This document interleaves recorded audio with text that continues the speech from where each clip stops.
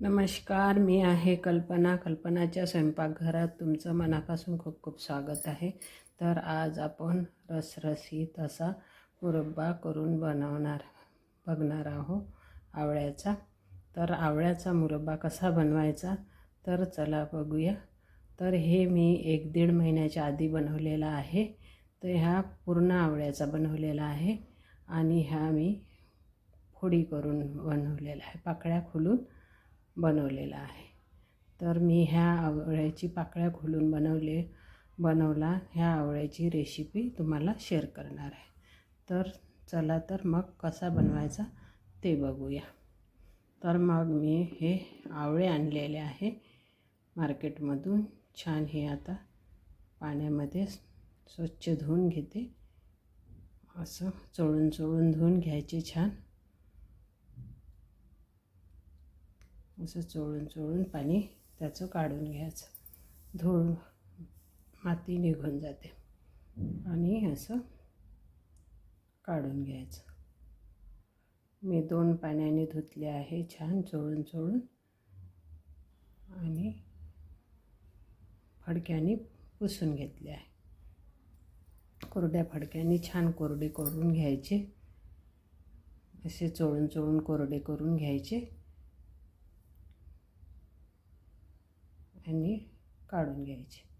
कढई ठेवलेली आहे मी. कढईत पाणी टाकलेलं आहे. आता याला स्टीम करून घ्यायचे आपण. तर माझ्याकडे अशी स्टीमर नाही आहे, तर माझ्याकडे अशी चाळणी आहे. तर मी त्या कढईमध्ये पाणी टाकून चाळणी ठेवली आहे आणि त्याच्यात मी आवळे ठेवणार आहे. तर असे आवळे एक चाळणीमध्ये ठेवून घ्यायचे. अर्धा किलो आवळे घेतले आहे मी. याला छान वाफवून घ्यायचे चाळणीमध्ये ठेवून. तुमच्याकडे स्टीमर असेल तर तुम्ही स्टीमरमध्ये पण करू शकता, नाहीतर अशी चाळणी असेल तर गंजामध्ये किंवा कढईमध्ये पाणी ठेवून असं ठेवून तुम्ही करू शकता. माझ्याकडे याच्यावरच बसणारं असं ताट आहे, ते मी याच्यावर वरतून झाकून घेते आहे आणि 10-15 मिनिट याला स्टीम होऊ देत आहे.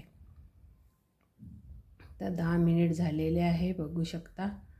हे पूर्णपणे स्टीम झालेले आहे. आता याच्या एक पाकळी खुलायला लागली आहे. आता अशा पाकळ्या खुलून गेलेल्या आहे.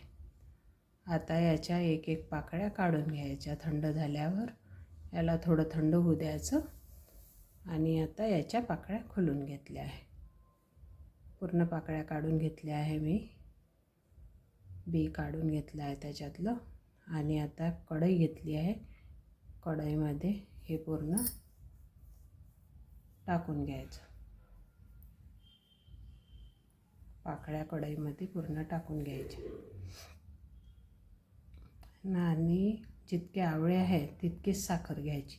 अर्धा किलो आवळे आहे तर मी अर्धा किलो साखर घेतली. तुम्ही कमी पण घेऊ शकता. जसे 500 ग्राम आवळे आहे तर 400 ग्राम साखर घेऊ शकता. पण मी सारखीच घेते. अर्धा किलोला अर्धा किलोच घेते, 1 किलोला 1 किलो असं माझं प्रमाण आहे.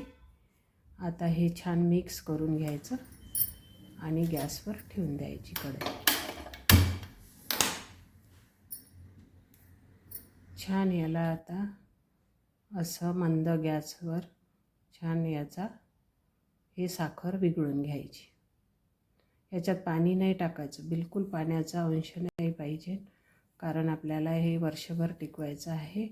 तर पाणी नाही घालायचं. आवळ्यामध्ये पाणी आहे तेच ते. आणि आता याच्यात दालचिनीचा तुकडा, विलायची, लवंग टाकून घ्यायची. हे छान असं मिक्स करत राहायचं. साखर विघळली की यालाच थोडं पाणी सुटते आणि याचा छान असं मंद आचेवर ढवळत राहायचं. खूप छान असं आता बघू शकता पाणी सुटलेलं आहे साखरेला. असं मंद आचेवर असं ढवळत राहायचं. सतत फिरवत राहायचं. बघू शकता तुम्ही, बघू शकता किती छान असा रस सुटलेला आहे आणि झाक पण आलेला आहे. असे बुडबुडे आले आहे. पूर्णपणे साखर आता विघळून गेलेली आहे आणि हा आता असा पाक हळूहळू होत आहे. असं मंद आचेवर असं ढवळत राहायचं.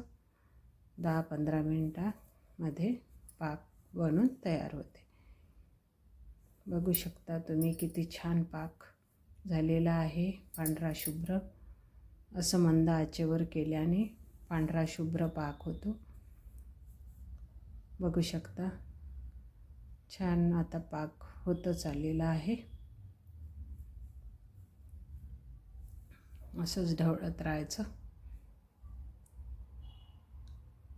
चेक करून बघायचा. व्हायचा आहे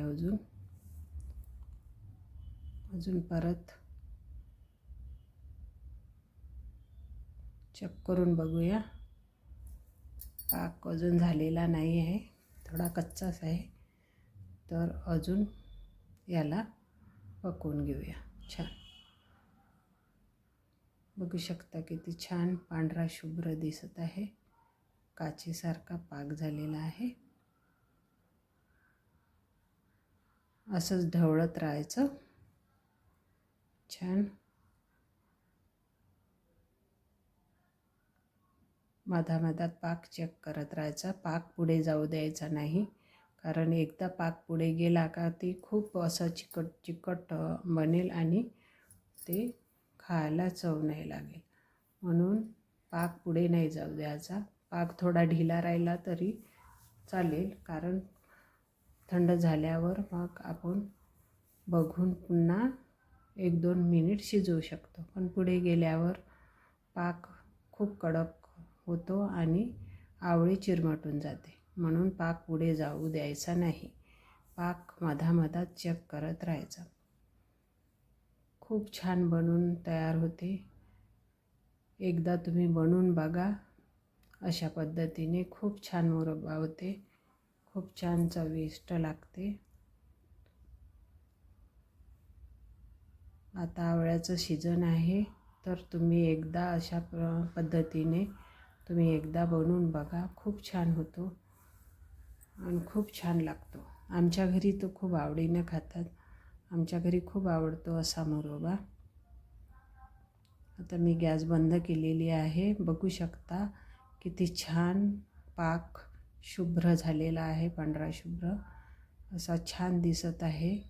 असाच पाक पाहिजे ना आपल्याला. याच्या पुढे जाऊ नाही द्यायचा पाक. तो आता जरी पतला दिसत असेल तरी पण नंतर तो घट्ट होतो. मी पहिले बनवलेला आहे. पहिले मी दाखवलेला आहे तुम्हाला कसा त्या मुरब्याचा पाक घट्ट आला. तर 1-1.5 महिना झालेला आहे त्या मुरब्याला.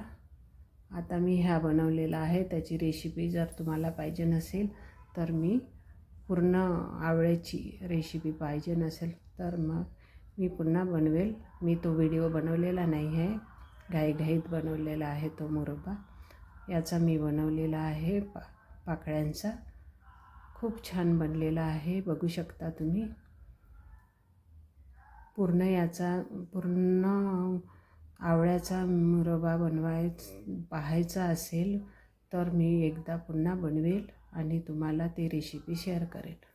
या बघू शकता किती छान झालेला आहे. रसरशीत खूप छान बनलेला आहे. खूप छान दिसतो. बघू शकता तुम्ही किती छान बनून तयार झालेला आहे. असा बनून तयार झालेला आहे.